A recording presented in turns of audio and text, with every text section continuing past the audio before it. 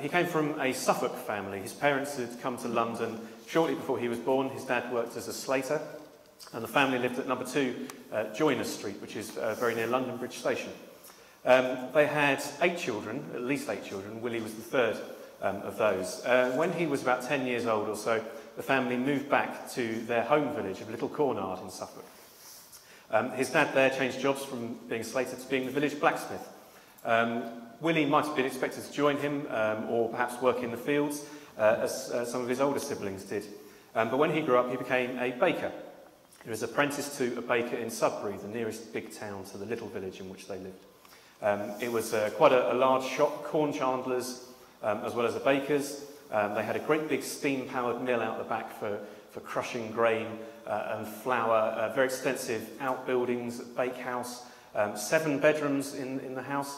And so he had plenty of space for him to live there with the master baker and his wife.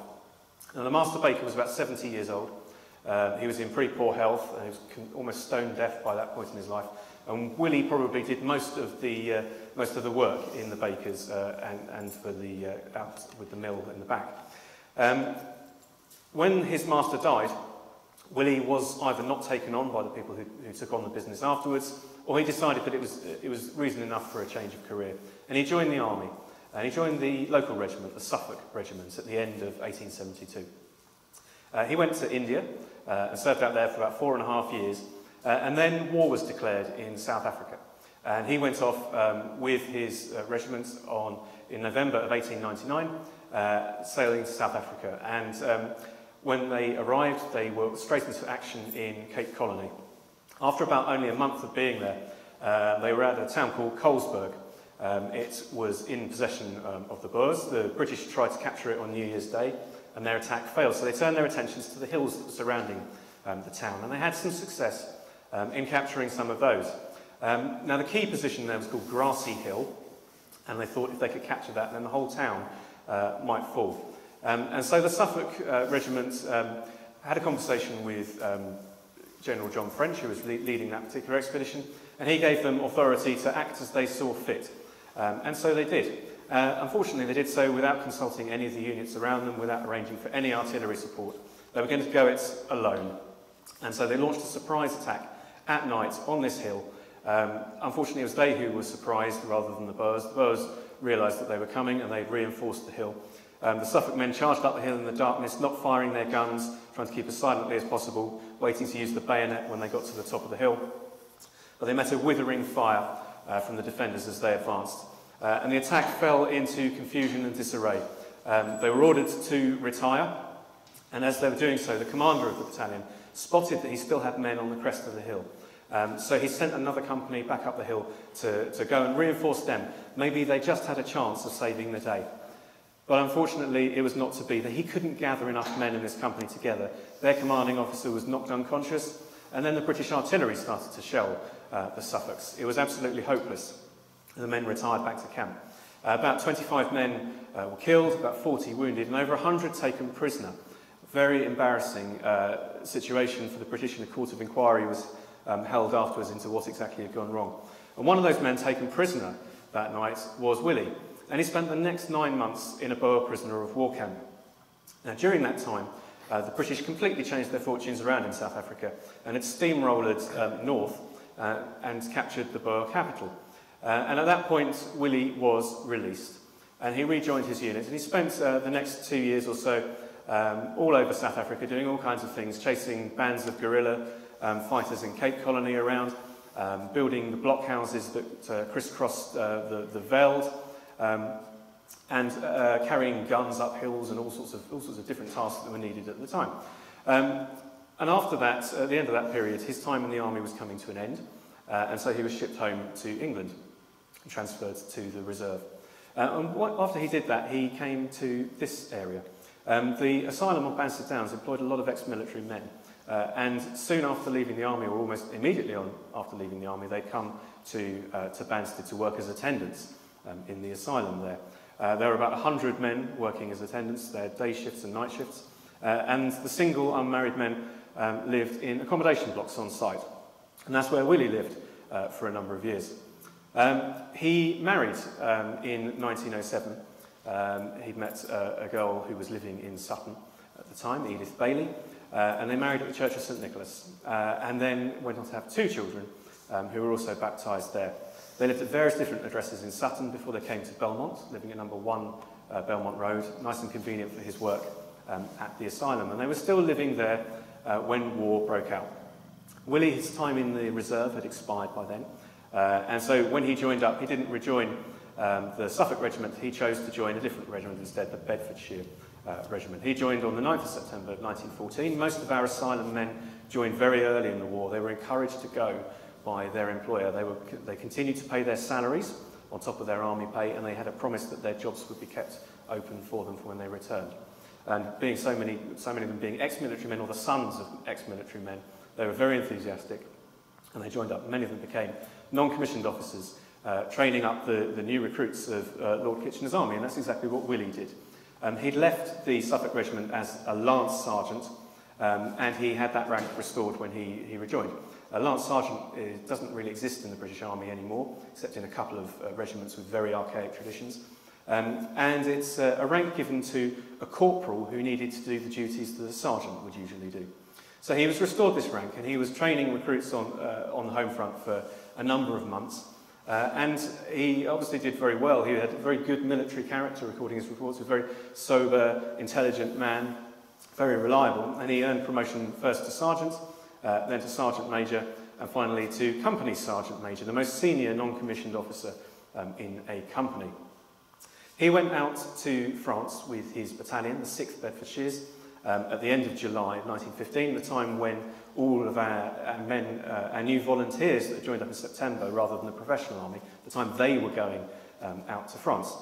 Rather than fight at the Battle of Luz, as many of those men did, they were sent south to what would later become the Somme battlefield, but at the time was a very quiet stretch of countryside, much like the Downs here, rolling chalk downland.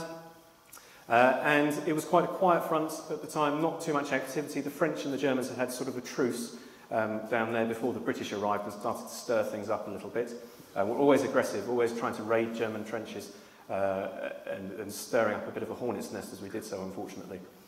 But the autumn of 1915 passed quietly enough. And then in December, Willie was out on a working party, working on a fatigue behind the lines, when he was gassed. Chlorine gas was the gas in use at the time. More deadlier gases were about to come onto the battlefield to replace it. But it was probably chlorine gas that was used in December of 1915 when he was gassed. They had recently replaced what until then was very rudimentary gas protection, just almost like a wet cloth soaked in chemicals that they wrapped around their face, the lower half of their face. They'd replaced that with essentially a cloth bag with eyepieces. The bag would be soaked in chemicals, and they'd put it on over their head and tuck it into their tunics. Now, it was pretty good, actually, pretty good against chlorine gas, but very uncomfortable to wear. They stank of chemicals, and they were, ironically, quite difficult to breathe while you were wearing one of them. And the chemicals would make the men's eyes run. And so they didn't really like wearing them. They had to carry them in a little case, a little satchel, to protect them from the damp and things like that. And then when the wind was blowing in the right direction and they were on gas alert, they'd wear them rolled up on top of their heads so they could just roll them down quickly in the event of gas being detected. They would sound klaxons or bang on bits of old iron to make a noise whenever gas was coming along, so the men would know to get their gas masks on. And they could do that, if they'd been practiced, they could do that within seconds. But on this particular occasion, maybe there was no warning. Maybe Willie wasn't wearing his gas mask on top of his head ready to roll down. Maybe it's still in his satchel. And those vital seconds could have cost him. And he was gassed. Now, a short exposure to chlorine gas would just give you a bit of a sore throat and runny eyes, and the effects would pass quite quickly. But long exposures or thick clouds of gas would cause lasting damage to the lungs or even death. And after this, Willie developed bronchitis, serious enough that he had to be invalided back home to England. And he spent about 4 months on the home front recovering before he was ready to go back into action again. And he returned about a month before the Battle of the Somme began. The activity on the front was escalating at that time in the area. The Germans knew that the British were up to something. They knew that men were arriving, and so the German guns were much more active. It was becoming a much deadlier time in that area. They didn't take part in the initial assault on the 1st of July when we lost 60,000 men in a single day, and they came onto the battlefield later on the 7th of July. The British had made a little bit of progress in the first week, and we were now still trying to capture some villages that we'd attempted to capture on the first day but failed. And Willie was in reserve at the village of Oviers on the 7th of July. One of our local men, Tom Gurney from Dyson Road, died in action that day trying to capture that particular village. The British managed to get a foothold in the village but then got pushed back to their front line, and Willie's battalion were not called upon that particular day, but they remained in that area. And as the British gradually fought their way onwards, the time came for them to go into action themselves to try and capture the village of Pozières, which was the fourth of a series of fortified villages that were blocking our progress. Now, the fighting at Pozières lasted for about 3 weeks. It was eventually captured by the Australians after some very bloody fighting. Willie's battalion was sent onto the battlefield about 2 weeks before the village actually fell. They received intelligence reports that some other British troops had got to the southwest corner of the village, and they were sent essentially to reinforce them. As they advanced, it quickly became apparent that there were no British troops in the southwest corner of the village. They were actually somewhere else. And they met a heavy fire as they advanced and suffered some very high casualties. They were pulled out of the line for a few days to recover. They received about 250 reinforcements. They'd lost that many men in the attack. And they returned to the battlefield on the 31st of July. And it was a few days before they would be going into action again. The British had captured a section of the second set of German defences. They wanted to crack on and get to the third set of German defences. But before they could do that, there was an intermediate line, the switch line, between those two, which they needed to capture. And before that, there was another trench they needed to capture, called Intermediate Trench. Now, the Bedfordshires were sent to the village of Bazentin-le-Petit, and this switch line was about 500 yards in front of them, and then 250 yards, about halfway in front of them, was this intermediate trench. It was a last remaining vestige of a set of German trenches that the British had captured. It was about 500 yards long, so from, say, the library to Avenue Road, that sort of distance. So that was the width of trench that they had to capture. It was connected to this switch line by a communications trench. So once they captured this trench, they needed to block off that communications trench and consolidate that position. And then other men would come and dig communications trenches from the old British line to join up with the line they just captured. Now, the operation was almost like an armed reconnaissance rather than an all-out assault. The plan was that they'd sneak out at night and they'd have a look and see if the Germans were actually there or not, because the Germans did have a habit of withdrawing their men from the front line at night sometimes. So often we find our British troops raiding the lines only to find that there's nobody there. So they thought they'd try and see if the Germans are actually there rather than an all-out assault. And so they arranged their men into 5 strong patrols, probably 100 men, 50 men in each of these patrols, and they numbered off 1 to 5 from right to left, so 1, 2, 3 in the centre, 4 and 5 over there. They had a 6th party over on the left-hand side, whose job it was to block the communications trench that connected this intermediate trench over here with the switch line over here. And then they had more men in depth behind. As soon as these men left and began their advance, they'd come up, hold the British front line, and be ready to carry supplies to these men if they managed to capture the trench in front of them. Number 1 and 2, they'll be advancing up a gentle slope towards this trench. Number 1 and 2 patrols over this side would have the advantage of a slight hill, a slight ridge in front of them which would shelter them. They'd have to sneak up to the top of this ridge before they could see what was on the other side. These other patrols here were pretty much in plain view of any Germans that might be holding that trench up there. But they hoped that the cover of darkness would allow them to advance undetected. Unfortunately, things didn't go very well at all. Even before the start of the attack, 15 minutes before the start of the attack, an artillery barrage opened up from their right and shelled all along the length of their trench, causing casualties as they began to advance.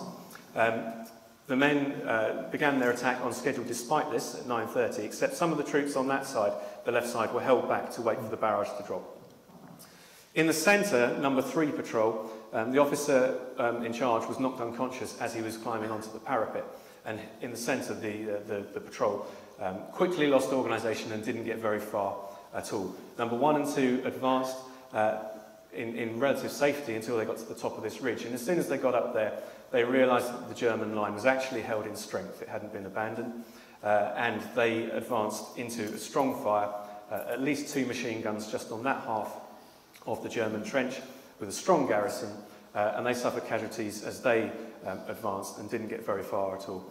On this side, number 4 patrol, they came out, lost their officer, lost one of their sergeants. When number 5 patrol over that side eventually got going, they lost their officer and they lost 2 of their sergeants. And the 6th party that was due to take the communications trench couldn't get anywhere near the German trench. They couldn't get within range to throw their grenades. The men stayed on the battlefield for several hours trying to improve their position. Many of the men would just take cover in shell holes. There was not very much they could do, having lost their officers and their NCOs. There was no one to be telling them to keep going, to go forward. And so runners were sent out just before 1 o'clock in the morning to tell the men to come back in. And they did so. They did leave quite a lot of wounded behind, and one of those wounded men left behind was Willie. He'd been shot in the neck, and he was reported missing, believed killed. Someone must have seen him go down and thought it looked pretty bad. It was probably 2 days later when another attack was made over the same ground that Willie was recovered and brought in. He was sent to hospital in France where they removed fragments of metal from his neck and then sent home to recover. He'd rejoined his unit and was recovering, was convalescing. He started to develop a bit of a cough in the autumn of 1916 and started to lose weight. By July of the following, he never returned to France, and by July of the following year he was in such a bad way that he was admitted to hospital, Fulham Military Hospital. He was diagnosed with tuberculosis. The doctors believed it was hereditary, but the conditions of service, being gassed, being shot, and those awful trench conditions in the autumn and the winter, had contributed to aggravate that. And he was left the Bedfordshires. They thought there was a chance that he might still be useful on the home front. And so he was transferred to the Royal Defence Corps, which was the World War I equivalent of the Home Guard. And they had 300 protection companies who would guard vulnerable points like bridges, electricity substations, waterworks, and all the arms factories that were based at, say, Waltham Abbey, north of London, for example, and prisoner of war camps and things like that. And he was transferred to one of these protection companies while he was still in hospital. It was a reserve company, and he probably never actually got to do anything at all with the Royal Defence Corps, because 2 months later he was discharged from hospital, and he was also discharged finally from the army. He was given a silver war badge that the men were given to show that they had served their country, but they'd been discharged because of wounds or sickness. It was given to protect the men because there were men attacked in the streets if they thought people thought they weren't doing their duty. And so he had one of these, and he had his army pension as well. But just 4 months after he was discharged from the army, 100 years ago today, he died, aged 42. He's buried at St Dunstan's in Cheam, a very neglected grave. It took me 3 goes to find it. It was completely buried in weeds.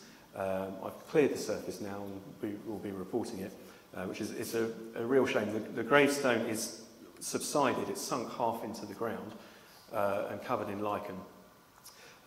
He has no family locally, as you may have guessed from that, but there are Layzells still in Suffolk today. And this morning at his parish church of All Saints at Little Cornard, they're also remembering him as well. So he is not forgotten. Almighty God, from whose love in Christ we cannot be parted by death or by life, hear our prayers and thanksgivings for those whom we remember this day, in particular as we remember Willie and his sacrifice. Fulfill in them the purpose of your love and bring us with them to your eternal joy, through Jesus Christ our Lord. Amen.